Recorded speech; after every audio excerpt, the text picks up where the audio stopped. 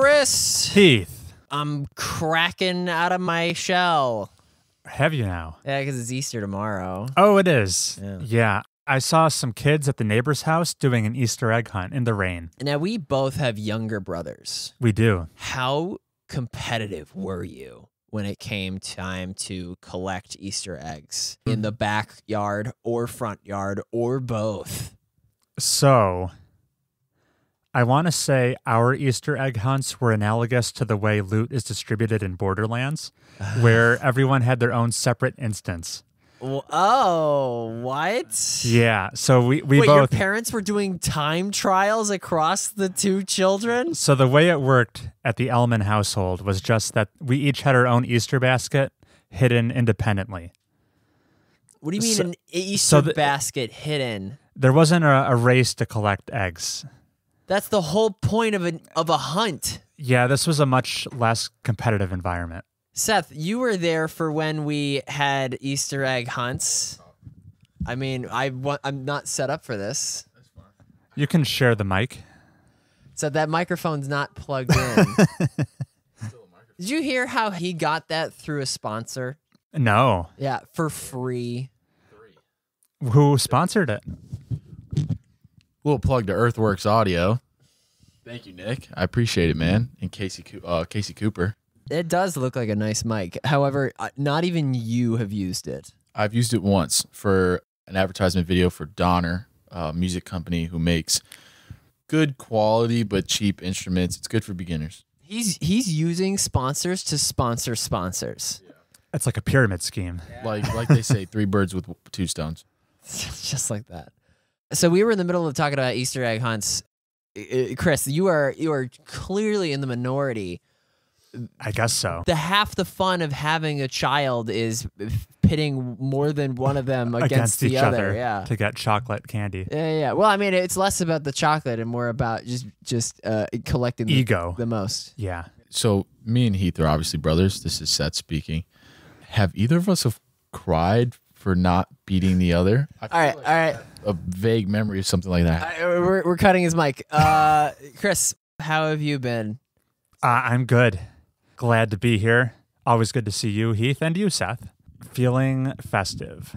How are you guys celebrating Easter tomorrow? Special meal? I mean, Seth will have to celebrate without me unless we do it at like 8 a.m. Oh, that's right. Because you're a world traveler. I'm a world traveler. This is like a gaming podcast, correct? Uh-huh.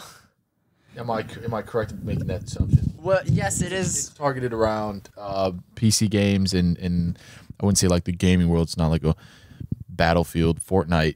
Well, I mean, Coachella's happening in Fortnite right now, so that's yeah. Are you guys talking about Fortnite? Should we?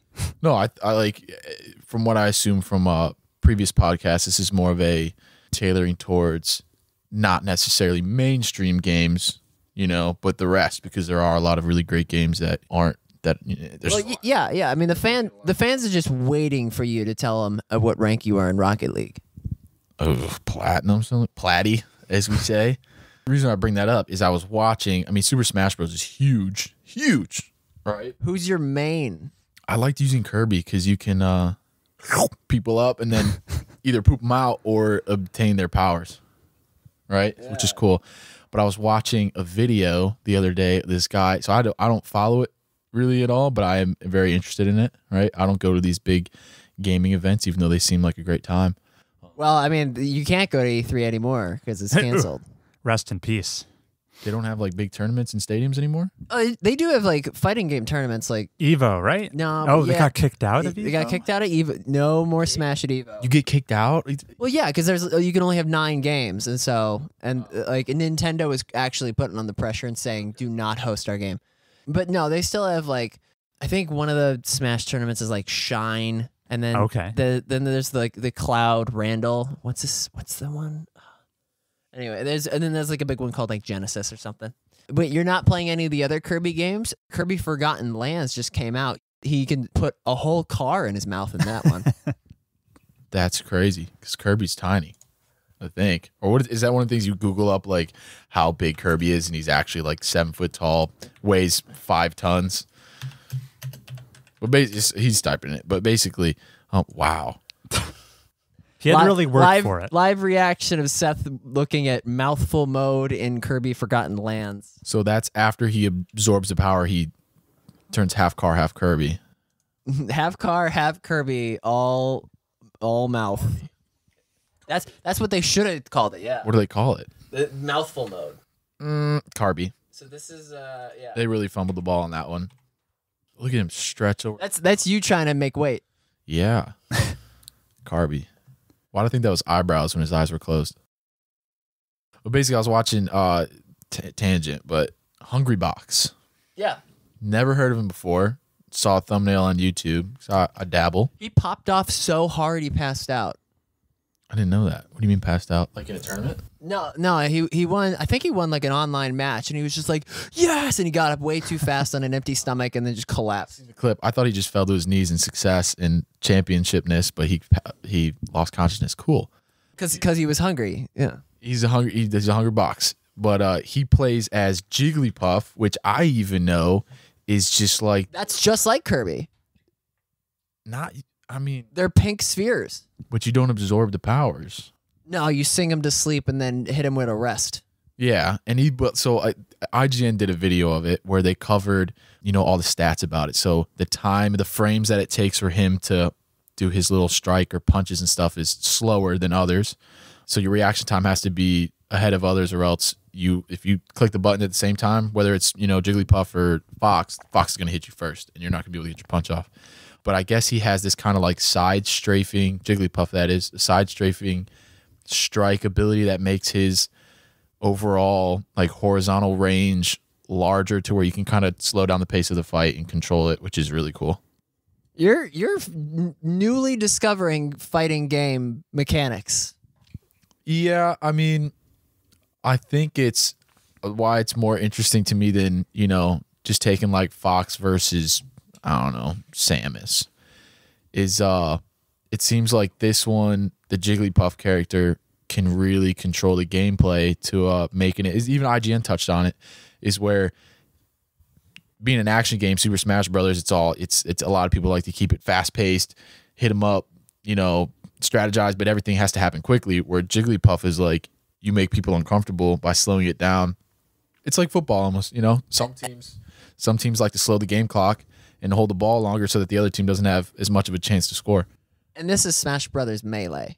It's the one that we've played before on GameCube. Brawl, I think. Oh, no. Brawl is not in the competitive scene. You know why? Because Sakurai, the fighting is still there. It's a little bit slower. But the main reason is because on occasion, the characters will trip just randomly. And this was kind of like to... What's the reason for it?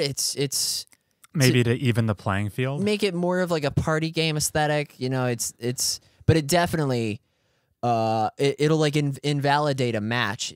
Imagine the assault players would have is like, you only won because my character tripped, not of my own control. So that's why Brawl is never played at tournaments. It's only Melee or Ultimate now. So it's almost like Call of Duty. You're shooting a gun and your guy just by pure chance and randomness will like take his hand off the gun because it cramps up a little bit and shake his hand and put it back on the gun. I mean, I thought you were gonna say it would jam. Imagine if like imagine if there was a first person shooter that was involved in esports, and then the next year's iteration has like the guns jamming on occasion. You'd never see it in a competitive scene. I think just to make it just as annoying as possible, you would do something that's not really that has anything to do with the gun and be more of like your person sneezes.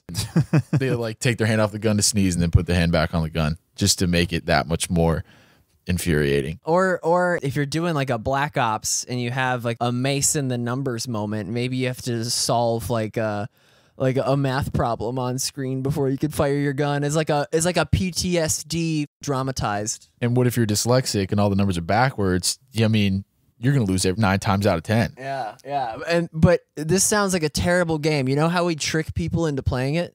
We bring back Commando, like the knife perk that lets you lunge at like 10 feet. That's enough to get them the games in the consoles. Yeah. I'll stop giving you side topics to talk about. Continue with your regularly scheduled broadcast. Well, thank you, Seth. That was a nice sidebar from Seth, who newly discovered fighting games. And what's on the docket for you? You're just playing Grand Theft Auto 5 online until Grand Theft Auto 6 comes out? So I played a bit of Grand Theft Auto online, got bored because, I bought the apartments and whatever and most expensive stuff. Chris is platty in Grand Theft Auto online. He has the terabyte. So I recently grinded hard and got the Oppressor MK2 fully maxed out, and I have more than enough money I have like millions that I bought all the expensive stuff. So now I'm like, what's the point? What's the point of the game? Chris, is your Terminator MX2 maxed out yet? Yeah, that echoes my experience exactly. Yeah. After you spend about, a couple hours after all that just going around using the heat-seeking missiles to blow up other players, it gets boring after a while. And you're like, okay, now what? You say that, but you're buying Grand Theft Auto 6 day one. Absolutely, and not just for the multiplayer. I mean, what if it's just the exact same with new songs in a different landscape? That's fine. I think what I'm mostly curious about is magic. No, I don't know what they made GTA 5 with, but just try to guess. What's the engine called? Well, so I'm saying if they make this with Unreal Engine 5, that's the next one coming out, right? I mean, that'd be the coolest thing ever. I mean, GTA would be probably insane. Your Xbox or PS4 computer would probably blow up because it's going to take a ton of hustle and bustle to get it going. But you mean processing power? Yeah, synonyms. Same thing. He was using the technical term. Yeah. All right. Well, great, Seth. We look forward to hearing any more of your hot video game takes. That was Seth, everybody. What an intro. Yeah. That's enough Easter. Yeah. Heath. Yeah. No, you should start. I should start. Okay. Yeah, I can do that. That's a really easy transition because I've only been playing one thing, Heath. And that's more Yakuza. Oh. Yeah, I've got a hot update for you because I finished Yakuza Kiwami, the remake of the first game. It was a very, very good time. I neutered my experience a little bit.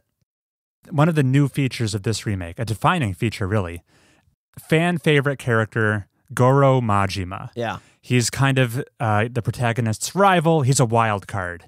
Very eclectic. He's a dynamic personality. He brings a lot of chaos whenever he's on screen. They introduced this whole new feature called Majima Everywhere mode, where he will dynamically interrupt your progress. You'll have to fight him. He'll crop up in the zaniest ways. You'll go to like a hostess club, and he will be dressed up in like a sexy kimono, attire, and he'll like have a date with you, which will culminate in a fight at the end. Or what a value add. He'll hire this movie crew to simulate a zombie outbreak and chase you down, which has this whole like interstitial scene that you have to play through. It's great. It's wild. It's very creative. Except I didn't get to experience it until post credits. Okay. Because as you rank up your Goro Majima meter, it goes from F all the way to like, I don't know, double S or something. Your Majima meter. Yep, and every time you reach the threshold to cross over to a new rank, there's going to be some special big event. And the very first time, as I was on the precipice of going from rank F to rank E, I could not find the like climactic event that would continue Majima everywhere. Oh, you were just maxed on F. I was maxed on F for the entire duration of the main campaign. He was hiding under a big traffic cone. I never found him until after I had seen the credits roll.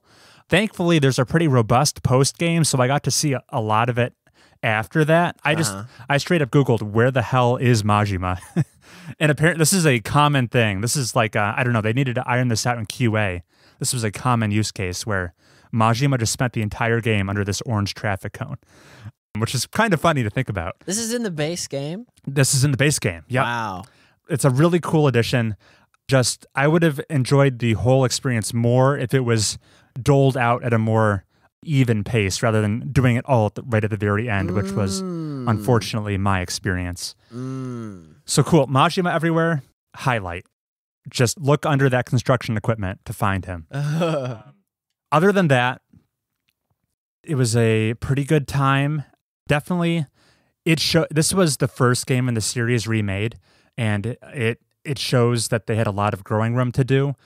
My only other point of comparison was Yakuza 0, which I think is like the 6th entry. Yeah. So Yakuza 0, I consider that a masterpiece. This was just like a 7 out of 10 enjoyable video game. So I look forward to playing more games in the series and really seeing how they improve their craft over time. Narrative-wise, I was shocked. The final couple hours of narrative in Yakuza Kiwami, it wasn't necessarily the best story I've seen, but it did shock me just how many characters I assumed were series mainstays died. Oh. Like, so many characters die at the end of Yakuza Kiwami who I assumed were there for the long haul. But no, they're just gone. Wow. I couldn't believe it. And the reason is because Yakuza pivots after this and goes either with Judgment or Like a Dragon. Those are a ways in the future. There's still like, I'm assuming Yakuza 2, 3, 4, and 5 are just pretty more of the same. Sorry, Kiwami is a prologue? It's a remake of Yakuza 1. Oh, so it makes no sense for these mainstays. You would think they would. The thing is, my assumption was just wrong. These aren't mainstay characters. They had a fairly short shelf life in the series. I just assumed all this development they were getting in the first game would mean they would stick around for a while, but they didn't. Ah, gotcha. That's all I meant by it. And, I was so intrigued to see where things would go next, I went immediately into Yakuza Kiwami 2. Wait, what? It's a remake of game number 2. Oh, when did they make that? Great question. So let me answer that question. Yakuza Kiwami came out in 2017. Yeah. Yakuza Kiwami 2 came out in 2018. Just a year later. So you would think very short turnaround time, but I'm 5 hours into Kiwami 2 so far. Immediately, right from the first frame of the game, massive jump in production values. I couldn't believe it. It looks like it's running on maybe a whole new engine. When I see the Dame Dane music video, that's what I'm watching is Kiwami? I don't know. That might be 0. That's 0. Because 0 looks real good then. Yeah, these are attractive games. But I was shocked to see the jump in fidelity after just one extra year of, development time. And I did a little digging. I think the answer to the question is why does Kiwami 2 look so much gosh darn better is that Kiwami 1 had to be released on the PlayStation 4 and the PlayStation 3. Oh, bottleneck. And yeah, it's running on hardware that came out in 2006 for the PlayStation 3, where Kiwami 2 was freed of those chains. It did not come out for the PS3. Yeah. It was a PS4 exclusive, so I guess they could really ratchet it up. So I think that explains why it's just so much more pretty. So it's not just the production values that are impressing me. Overall, it just feels like such a much more modern game. These quality of life improvements, I'm thrilled with them. I no longer have to hunt around Kamurocho for a telephone booth to save my progress. I can just pause and save anywhere. Yeah. There's no longer a load screen. Every time you enter a shop or a restaurant, Kiryu just dynamically opens the door and you walk in. Oh my gosh. Everything is loaded. Yo, listen up, Shenmue. Right. Your inventory just seems a lot more bigger, so I don't have to constantly go to my inventory stash and swap things out. It's just so much more smooth, so much more polished. You can hold so many 9mm. Yes, I think you can, yeah. I can hold a lot more recovery items, so that's no longer a bother. It is a pleasure to play, and in terms of the gameplay, combat, much more enjoyable. In all the time I've spent talking about the Yakuza games, I've barely mentioned the fights you get into, because it's really not a highlight. They're very button mashy. I just drop it down to easy because on the other difficulty levels, I feel like enemy health bars are the spongiest things around. They just last forever. And those, jeez, go on. Okay. I'm curious to know what you would have said. You said they're the spongiest things around. I was trying to think, even spongier than those rice cakes? Yeah, go. Kiwami 2's combat, there's a little more intrigue How many there. motorcycles can I swing around? The streets are like littered with, if not motorcycles, at the very least, there's Scooters, bicycles. Yeah. They're just plastered on the ground. That Kiryu can throw at people? You rarely start a street brawl without someone tripping over those bicycles. Oh. They're just lined up in the streets. Great. Already, I feel like there are more combos to execute, so that makes Ooh. things a little more interesting. How's Sleeping Dogsian? Yeah. The redeeming... Said no one ever. I'm just rolling with it. I haven't played Sleeping Dogs, so I can't It's the refute Yakuza that. Kiwami Of- 2 of China? Of China?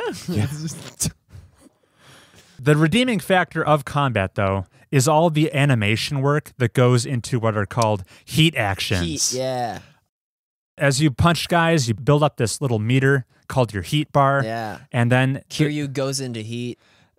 Not exactly, but once you have enough heat bar built up, there will be special contextual prompts that if you hit Y, he will do like the sickest animation to dispatch your foe. And part of the progression in the game is unlocking new contexts that you can do heat actions in. So like one that you get early on is if there's an enemy prone on the ground, he's just primed to perform a heat action on them. But then, but then you'll unlock other ones like you'll be able to counter, or like if an enemy's blocking, those will give you new opportunities. Nice. Progression across Yakuza Kiwami 2 is just way more entertaining than Kiwami 1. Kiwami 1 had this Byzantine concentric circle skill tree that was like a maze to navigate. And unfortunately, what made unlocking the skills not that fun for me was that I only really cared about 25% of them. The other 75... Run speed. Run speed was... It's like Watchtower. What's the Witcher Thronebreaker. card? What did I call it? Watchtower. Thronebreaker.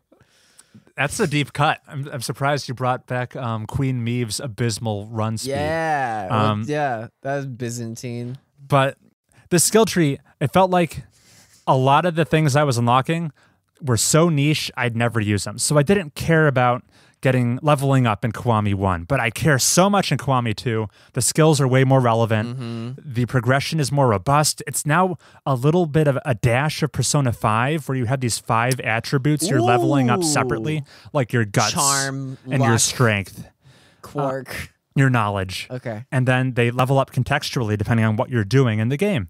So that's fun. Progression, way better. Quality of life, way better. Graphics, way better. Kiwami 2 is hitting it out of the park. You're listening to it dubbed? So here's the thing. There is no dub. It's just subs. They only have the Japanese voice acting. Oh. The only game that ever had a dub was the original release of Yakuza 1. They got some like high-profile English voice actors. They did. But every game since then, you don't have an option. It's only subtitles if you are only fluent in English. And I feel like that adds credibility, the authenticity to the setting. But if you're not a fan of subtitles, probably steer clear of these games because there is no English voice acting. Okay. And I was going to say, just how, the game is still, the plot, compelling, deathly serious. We have political coups going on. We have assassination attempts.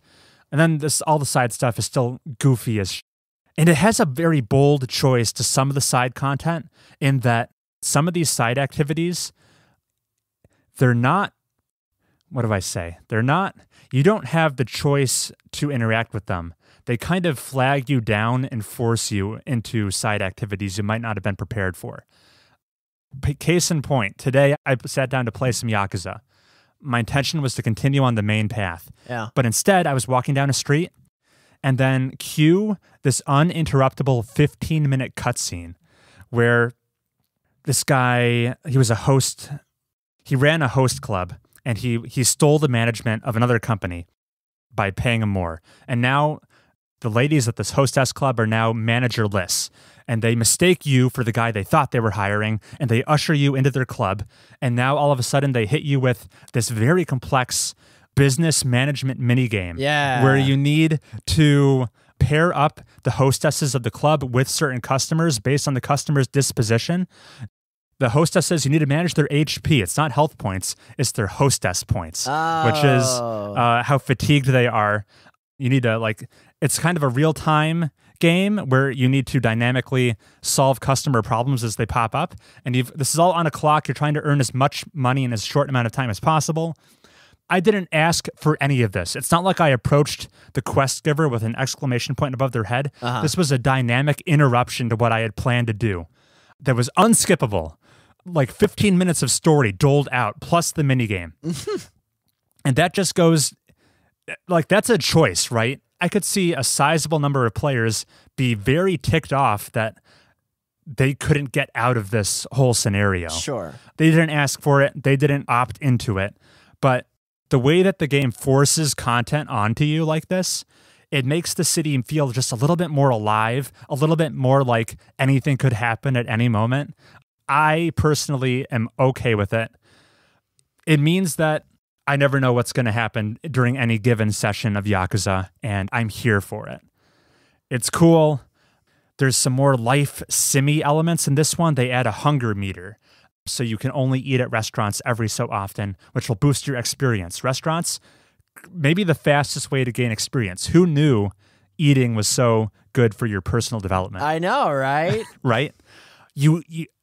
This is just to go how weird it is. You have your urine meter that builds up faster as Kiryu drinks more fluids. Like Death Stranding. And every so often, if you've maxed out your bladder, you can go expend it at a urinal minigame. And that's... Oh, are you trying to hit things with your stream? You're trying to manage your stream, yeah. All right. And you think that sounds so juvenile, and yet you go directly from the urinal minigame to a mission about human trafficking. Yeah. It shouldn't work, but somehow it does. And that's been my Yakuza experience. Kiwami 2, I am so much more into it over Kiwami 1. I'm honestly kind of surprised. Oh, you would never go back to Kiwami 1. Yeah, Kiwami 1, it sets up a lot of foundational story stuff, but then otherwise, leave it in the trash bin. Oh, wow. And they have yet to remaster all of those old Yakuza games. That's right.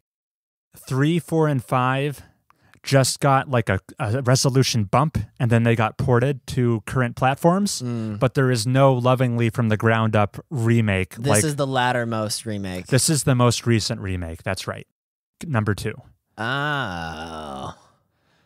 But, you know, it might be turning me into such a fan that I could put up with 3, 4, and 5. I heard Yakuza 4 has 4 protagonists, and Yakuza 5 has 5 protagonists. Okay. I had no idea about that. Well, one of them's Majima, right? Probably. And another one's the cop. I don't know. Maybe Date-san. Yeah. So, yeah, I'm having a blast with Yakuza. I'm just going to keep chugging along. And that's all I've got. That's all I played. Yeah, you're a Yakuza fanboy. Yeah, I think I am now. No denying it. When did this start? When did the Yakuza Renaissance start? When or did you start? My personal journey? I played 0 in 2018. Yeah. And then I just forgot about it for years. And now I'm back and better than ever. Yeah. All right. That's enough about me. Heath, I'm expecting like multiple updates from you. Yeah, well, you already heard briefly my Mass Effect update in which I beat the Hive Mind Queen. Of the Rachni? No, I already did the Rachni. I'm talking about the one where it's like the big, like it's almost like the boss of Metroid. Oh. Where it's the big bug monster. Okay. Yes, the I know exactly what you're talking about. The Thorian. The Thorian. Is that its name? Yep. And she poops out a blue lady. Right. And talks through the blue lady. And I have to go through and kill. I have notes on this. Yeah, whip out those notes. Yeah. Because what was the rationale? It was like, oh, you have no moral quandary about killing these guys because they're possessed by the Thorian. They have like plant minds. Are you talking about the possessed colonists? Yeah, and it's like, use these grenades to pacify them. You have the option to do the non-lethal route. Right? So I get out of my tumbler, and I see some bad guys with some green eyes. Yes. And they're all husky looking. They're husks. Yeah. I waste my grenades on them. Oh, your non-lethal grenades. Uh-huh. Because I think, I will rescue you. I see. To these husks. And meanwhile, there is like this counter in the screen, like surviving colonists, right? And I'm like, why isn't that going down? Well, if it went down, they'd be dying, right? Or excuse me, yeah. Number of them rescued? Oh, it's the remaining. Remaining. Okay, sure. Yeah. So I waste all of the non-lethal rescue grenades on these husks. On the husks. So I have no choice but to just execute these colonists. I think I kill like 6 of them. Okay. Until I get more grenades later, and then I'm like, oh, these are the people I'm supposed to be using these on. Yeah. So that was that mission. Oops. And that's the last mission I played in Mass Effect. Yeah. Pharos, mind control plant taking civilians hostage. Don't kill them. Use grenades instead. Waste grenades on thorium creepers. Forced to execute 7 civilians. Not Shepard's brightest moment. No. So that was Mass Effect. The reason I didn't play any more Mass Effect is because I started playing Death Stranding Director's Cut. Yeah. Yeah, because I sure do like that Death Stranding gameplay. And I decided to do total new game. I picked very hard for the difficulty. Now, could you have imported previous progress? Yes. Oh. And speaking of which, friggin' Epic Games Store. Yeah. You told me to get the director's cut for like $10. And I did. And in my library, the names of games whose character lengths exceed a certain threshold make it really hard to tell which are which. That's funny. Yeah, I'm seeing in your quick launch bar. So, both say Death Stranding. Chris, which one's the game? I couldn't tell you. You have to memorize by the thumbnail. But the thumbnails of this one is off color. Look at which one of these is what I want. I mean, this is the art book. I could tell by the size. But this is the base game? The old one? Can I delete this and just play this? Couldn't you just like uninstall one of them? Yeah. Should I uninstall that? Because they're the same volume. Yeah. So I'm playing Death Stranding Director's Cut. I've only encountered one new thing, which is the taser gun. And boy, when you play on very hard, does it really punish you for leaving on a journey unequipped. Okay. You needed the taser gun to pacify the mules. Otherwise, they will rush you and take your package, and early game Norman Reedus does not have what it takes to beat them in CQC. Is this your first time dabbling with very hard? Oh, yeah. Okay. Oh, yeah. I know all the tips and tricks. I know not to make your cargo stack too high that it peaks above the tall grass, exposing your position. Oh, okay. I know where to get boots when yours wear out. I know to drink my Monster Energy. I haven't gotten the Monster Energy yet. I know to drink that, though, to increase my stamina level. Did that sponsorship lapse? Oh. With Monster Energy? Oh. I mean, there's so many voice lines. Really? Right? I could just be making this up. I thought I heard something where parts of it were removed. But that's iconic. That's as integral as Sam Porter Bridges. Yeah. So the cutscenes. I'm skipping 80% of them. You didn't care for the story the first time around. Well, I was as curious as anyone is by the story in a Kojima game. But now that the curiosity was sated, it's all just skip. Now that sated. Knowing what I know now, I have no interest in Okay. in entertaining the replay. One of these days, I am going to play this game. I'm curious. Sure. It's gonna be a lot of legwork, literally. Yeah, it is. So where am I in the story? I don't know. I'm still in like Tutorial Island. I didn't make it back to Port Knot City or whatever the main game is called, but I'm gonna. And when I went to the wind farm, I got swarmed by BTs. Maybe Very Hard also reduces Sam's lung capacity because I'm trying to hold my breath past these ghost monsters, and Norman's just going, and then the ghosts are like, "Hey, what was that?" It's as if he's recovering from a case of COVID. Oh yeah. Speaking of which, yeah, that's why I was leading into so much has happened. I was gonna say like you got COVID. I did. I mean, it was only as soon as Bailey got it, I was like, my days are numbered. Yeah, that's it. Well, I'm glad you're healthy now. Yeah, and my oats and maple syrup taste the same, so perfect. Yeah, that's fine. That's all the Death Stranding that I did. I've played. Oh, can we find the number on my Nintendo account? Possibly. Nintendo Switch. I'm a decent amount in on 13 Sentinels. Oh, I didn't think you had started it yet. Oh, yeah. Yeah. Okay. I'm so here's where I'm at.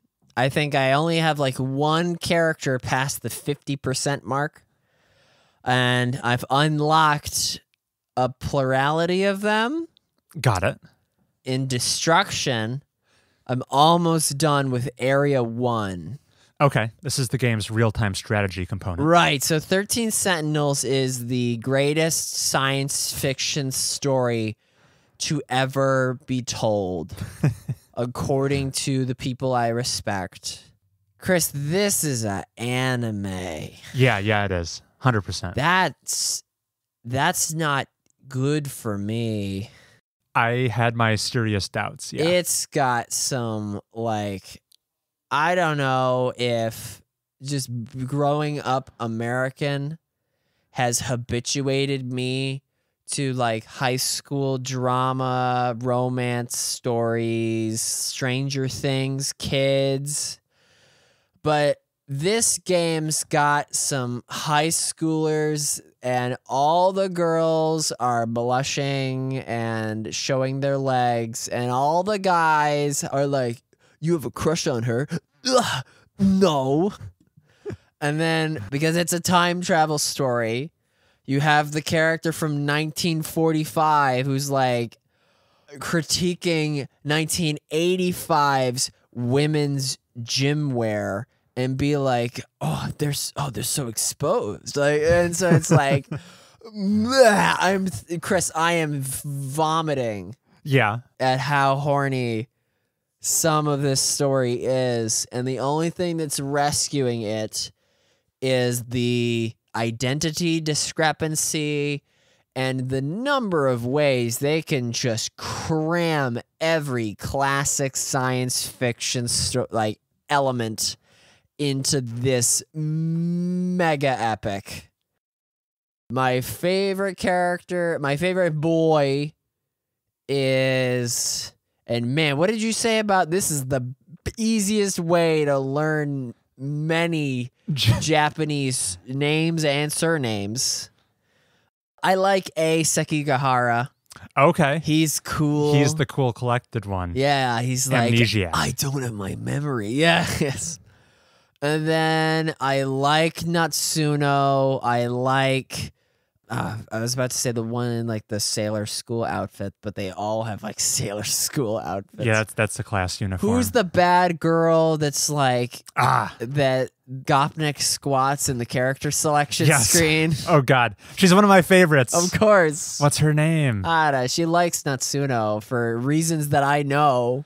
Okay. Wow.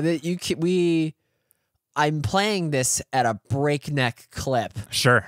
partly because I want to listen to all the spoiler talks. Right. I want to have all the spoiler talks. I need to refresh myself on character names. Please do. Yeah. Because, I mean, I'm taking mental notes, but it is prolific, this story. Yeah, it's not a short ride. One of the weirdest ways to gate player progress is I was gonna do Suka Duka, the main girl, like the first girl, like Jiro's I know classmate, Fuyasaka. Yes, Fuyasaka. Thank you. Yuri Fuyasaka. Iori, or yeah. Yuki-chan, that's the bad girl. That is the bad girl, yeah. Yuki. Oh man, everybody is a senpai or a kun or a chan. Well, those honorifics are just commonplace in Japan. Really? Yeah. Because how do you use them? I mean, they're contextual. Yeah. Why do you?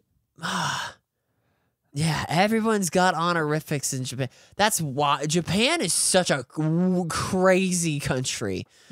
One of the things I disliked about unlocking player progress is the mystery files, right? Because I'm doing a half decent job in the Into the Breach sections. Yeah. And boy, does Into the Breach just age even more beautifully every day.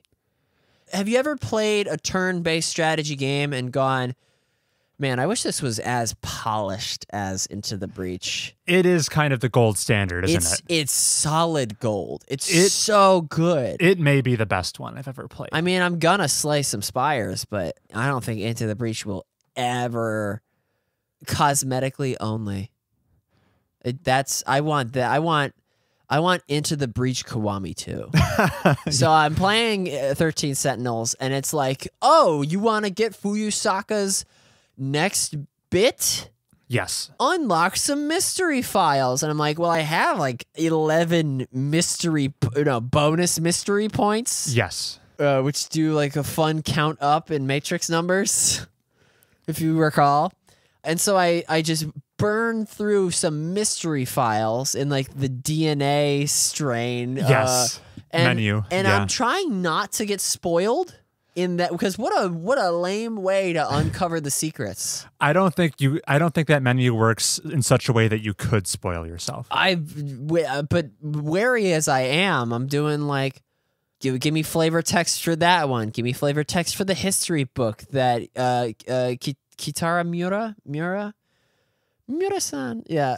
He opens his textbook in 1985 and it's like, Japan lost World War II? Yeah. I gotta fix that. And then me being an American boy, I'm like, uh-oh. Maybe don't. Uh-oh. So, just lots of fun in 13 Sentinels.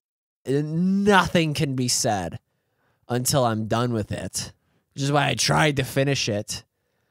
But man, is it a lot of like, remember this dream, and then I do it. Ooh, I only got tripped up in one mission. Okay. Where Fuyusaka's eaten crepes and ice cream. Oh, that was so counterintuitive. Yeah. And it was, and then I found the cat. That was the only roadblock like that I encountered in the game. And my first thought when I was getting stymied by the progress there, I was like, is this somebody's thing? Is feeding girls snacks and sweets? And they just want me to keep doing it over and over. Right? Because there's every fetish in this thing. What? I don't remember it being that prolific. No. But even heckin' Miwako, who's supposed to be the fat friend, she's not even that fat. Well, yeah, I mean, her plump figure. It's like they stretched the scale of one of their many hot girl characters by like 10% and called that a fat girl. Well, you know, it's just their society is much more thin. Like Alexis, when she imports stuff from Japan, she's an extra large. Oh, yeah. They're just really small over there. Okay. Wow. So she is fat by Japanese standards. Yeah. It's weird to think about. Woo! 13 Sentinels. I mean, it's a lot easier to just dive in because it's a visual novel. I could just let the text roll. It's pretty low impact. So I'm likely going to finish that before I do any of the other things on my docket. And that's it for video games. I will refresh myself on cast names and the plot before next episode so that we can dive deep. Even just trying to recall character names, like 2 major spoilers went through my head. Why? You were going to say, like, does Juro have a 3rd last name? Wait till you hear about his middle name. It's Sentinel. That's fun. All right.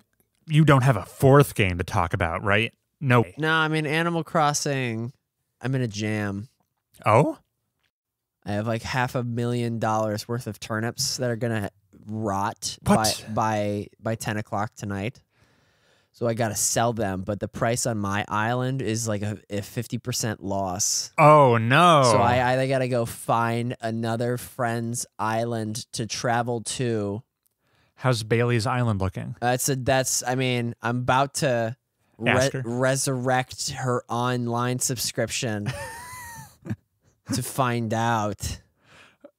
Did you just get sidetracked and didn't check in every day this week? I checked in like every because it changes at the price before noon changes afternoon. Okay. Monday, Tuesday, Wednesday, diligently, the price just kept going down. Oh. And then I think Thursday PM, the price was really good, and Bailey in her off time did not check it.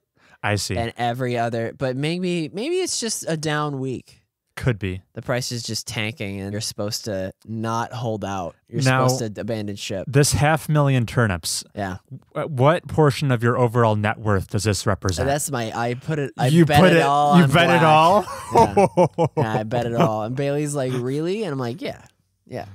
Because then on the plane tomorrow, I could be like, oh, what do I want to spend my fortune on? And that'll eat up half the flight. But now I'm in damage control. How do I recover my fortune? So as soon as we're done here, I gotta like visit the dark web of Animal Crossing and figure out how to sell these. That's hilarious. Yeah. I remembered another game that I've been playing. Oh yeah? Yeah. There actually was a 4th one. Slaughtered in. I played Inscription Casey's Mod. Oh. Yeah. Very cool. So Inscription, the card battle game. I was going to show it to Seth, in fact. And I was like, here, Seth, check out this spooky game. And I hit new game, and it takes me to the goddamn spoilers, 8-bit adventure mode. Yeah. And I'm like, I want to be taken to the good part. Yeah. And they're like, well, yeah, that's Casey's mod. And I'm like, it's not the same. Casey's mod doesn't have the stoat, the wolf, the snake bug. So Casey's mod is new content in the game that's like an endless mode of part 1. It's and you can add, and if you win it, you get more lore, and you can add difficulty modifiers to get different lore. Oh, interesting. Yeah, so I wanna complete all of it, so I can get like maybe a special something. Yeah, teaser for Inscription 2. But I was gonna show it to Seth, and because half the fun is the escape room Shenanigans main thing. But that's not easily accessible anymore that I could find. I feel like there's definitely a chapter select that exists once you complete the game. Oh, yeah, maybe, yeah. I think that could be your solution. I should beat the game again. Oh, did you reset your progress somehow? I think I hit new game, yeah. That shouldn't reset your total progress. There was new game, continue, Casey's mod, options, exit. Google around. I bet there's an answer. I'll try a Google. Yeah. But that's also on my docket to do. And Echoes of the Eye once I buy it. You've got so much gaming to do. There's so much to do. Good thing you're not like leaving town for a week. And then when I come back, I gotta beg for my job from the village people again. Again, yeah. Wait, there's part 2? The follow-up meeting is on the 25th, and they want to see like the accreditation, and they want to, lots of stuff. Then you have to edit this episode? I'm gonna do that on the plane, most likely. Really? Okay. I mean, that's just like the easiest, like, sure, low impact headphones wearing. Yeah. Cool. That's a jam. Very good. Yeah. Very good. Yeah. Did you have any further news worth addressing?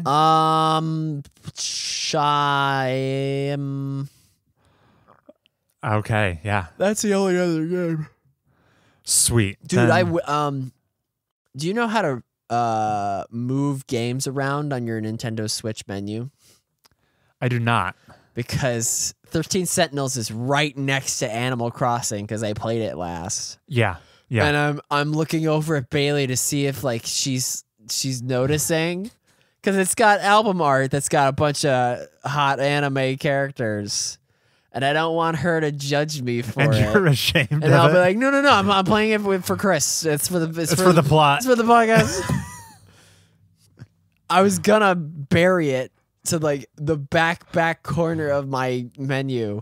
Apparently, you can change the grid layout when you have 13 or more games.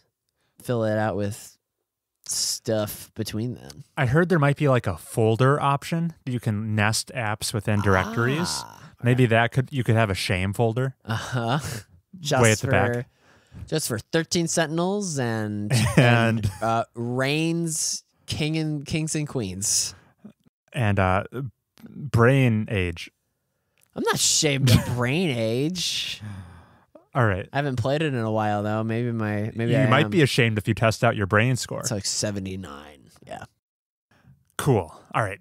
Time for a break. When we come back, some news stories, right? Yeah. Some news.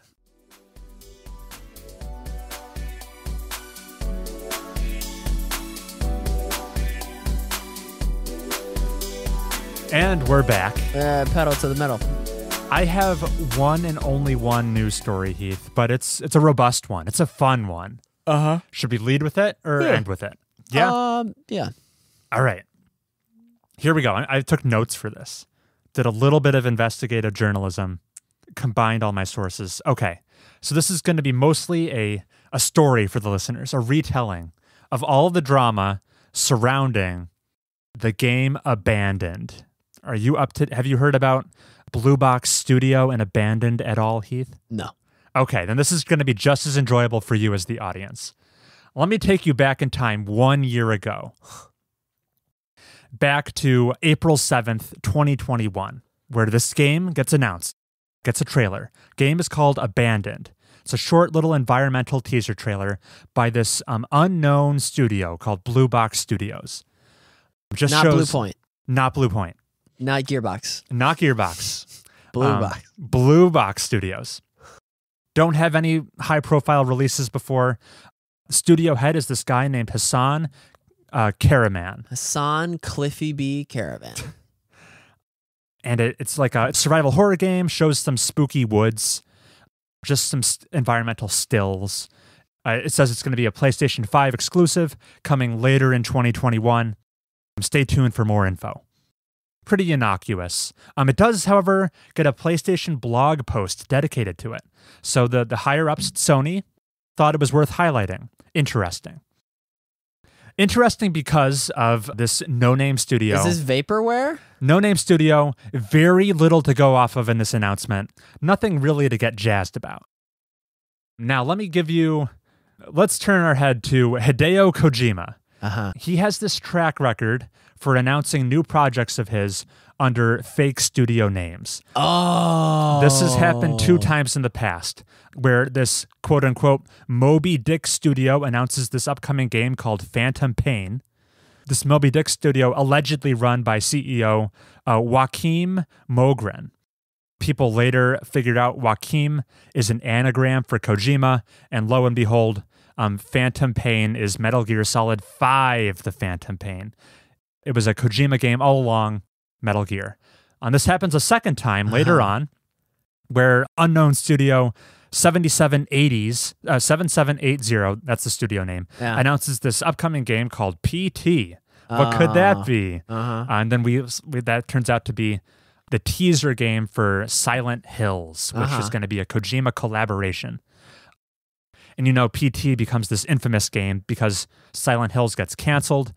the parent company Konami pulls the playable teaser game PT off PlayStation stores, delists it. To this day, PlayStation 4 consoles on eBay that still have PT installed now sell for a lot of money. Yeah. Because you can't get it any other way. And it's a really good game. It's such an effective piece of marketing.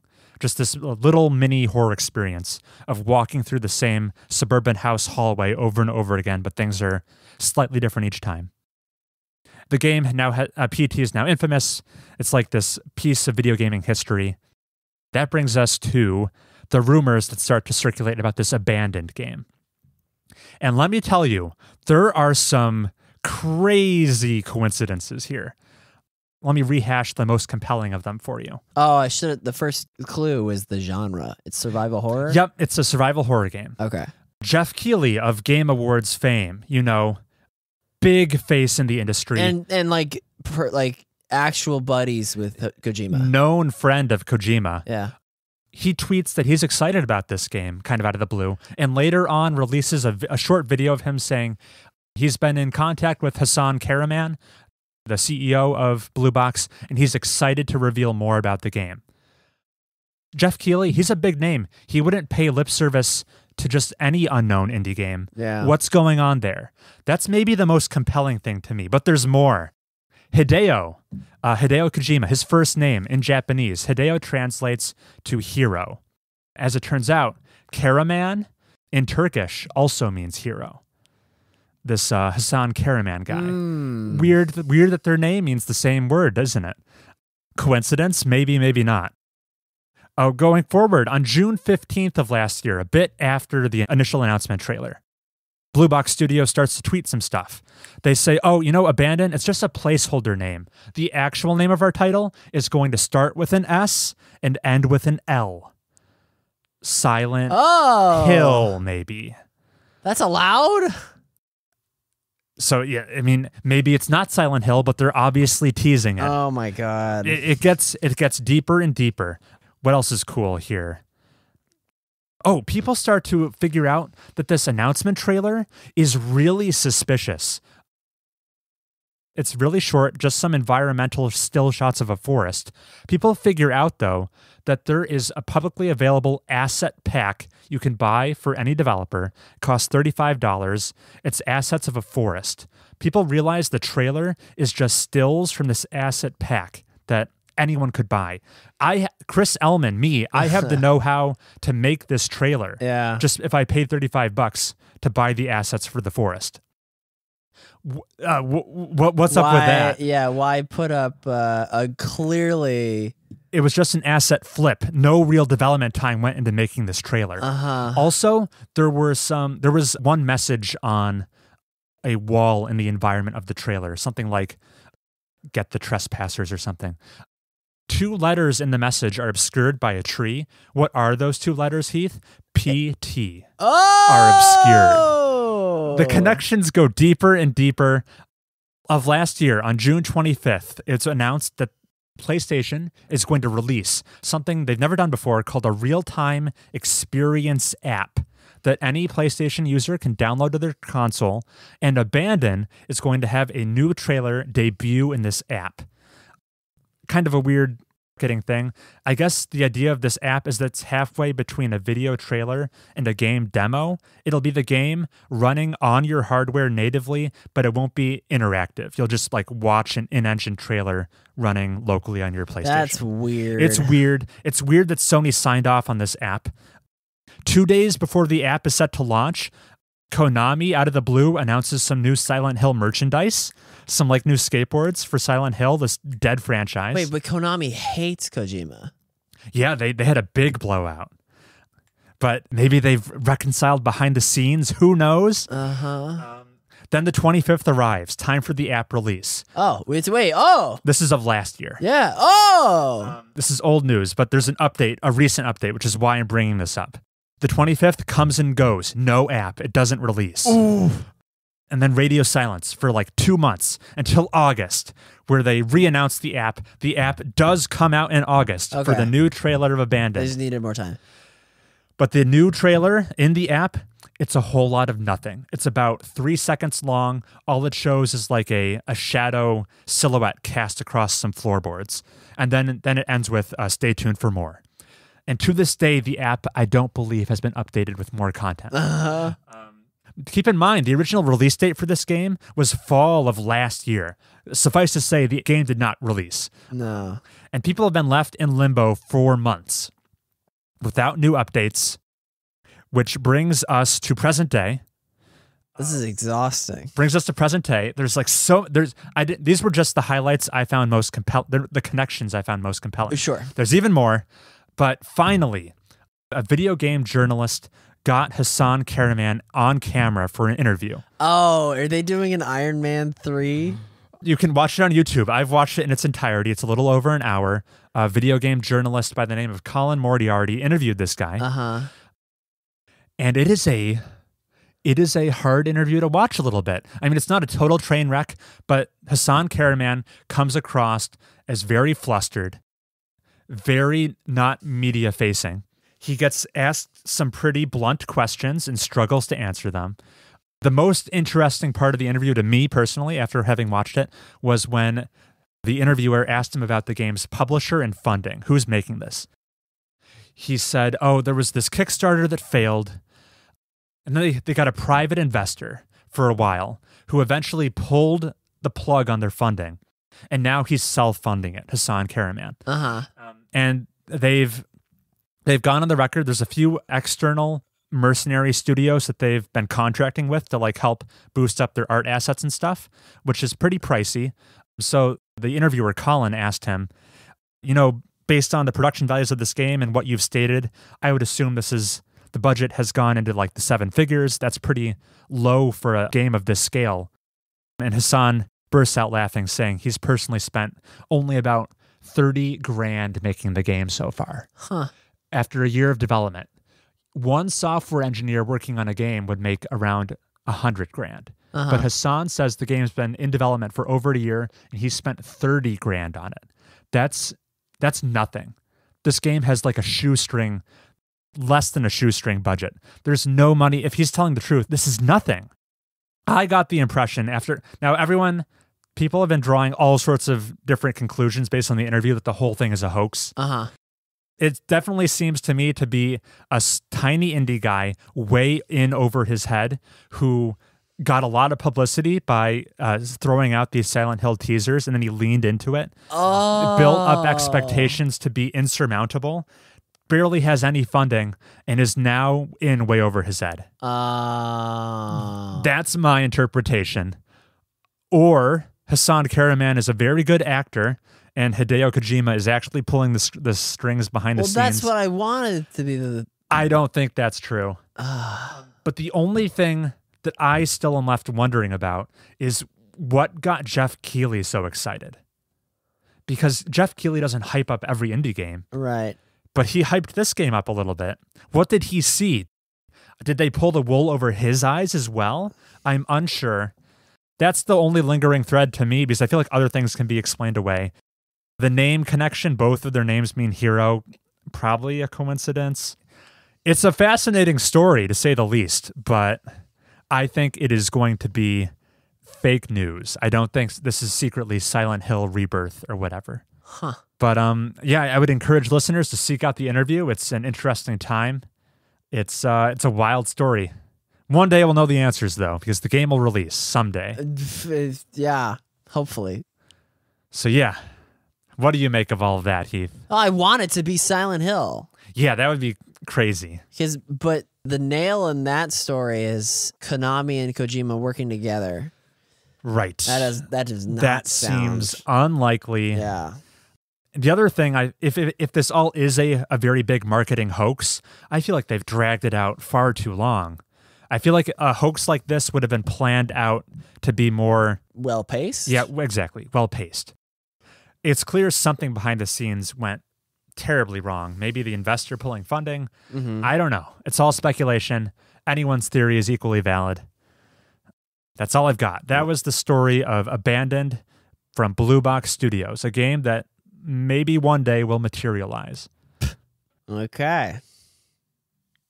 Oh, have you heard the the funny Lego Star Wars, the Lego Star Wars Infinite Combos story? No. That new Lego Star Wars game came out. The Skywalker Saga. And apparently the combat is pretty well fleshed out. You know, Oh. it's actually more fun than the combat in other games. So you can combo people, right? The combat's so fun that they wanted to have like a test dummy in the game to like practice combos on, because the Lego Star Wars enemies are the least spongy of Right. Very plasticky. Yeah, very good. And it turns out that there is the characters in the game that are invulnerable. They can't die. It's the children. It's the Padawans. Oh. So, and it's so good where you're seeing clips of combo lords, like character action gods, lightsaber these children who are getting knocked around but not dying, and it's so good that you can do like an air launcher and fight, and you can cross gaps by continuing your combo in the air on a child and then land on the other side of the gap. It's a speedrunning strat. It's a access inaccessible areas. It's great. Are you telling me this is what's tiding over the character action game fans until Bayonetta 3 comes out? That's exactly it. Yeah, it's getting all these Sunhai legends, and yeah. Now, do the children models lose their invulnerability if you play as Anakin? No, so you as Qui-Gon Jinn can do a total combo fiend, super sexy style beatdown on Anakin, and then he grows up to be Darth Vader and can do it on baby whatever, another Padawan. Sweet. Mm-hmm. That's pretty amusing. That's the only news that I could think of. We had some hard-hitting news stories today. Yeah. And that's the show. That's the show. Well, heck, Chris, I'm just thinking about my turnips. What are you thinking about playing next? It's just going to be a lot of Yakuza. Oh, yeah. I need to recruit new hostesses for my club because I've only got 3, and you can only keep so many customers occupied with 3. Oh, and like there's just the How verbose says this? As I just leaf through the booklet of instructions for this minigame, occasionally you'll get like oil barons who show up who will have the entirety of your staff flock to him. Oh. And you've got to be prepared for that. You've got like a fever mode meter you need to manage that you can like increase customer spending if you build it up enough for a limited time. You need to maximize your efficiency.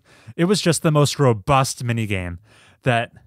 What do I search for if I want to see it? Yakuza Kiwami 2 Hostess Club minigame would be my guess. Yeah. It's just like pages of rules. It was so funny.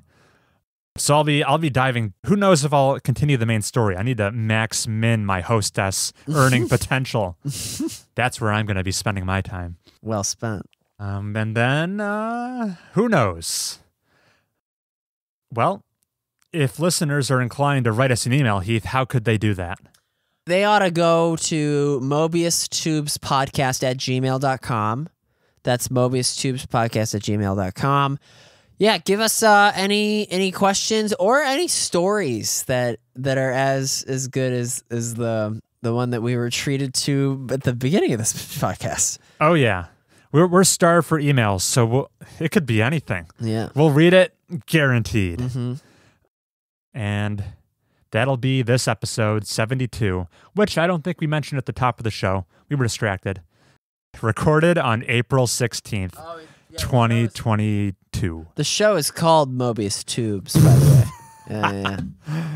And Can't leave that out. And now you've listened to it. Yeah, now you know. See you next time.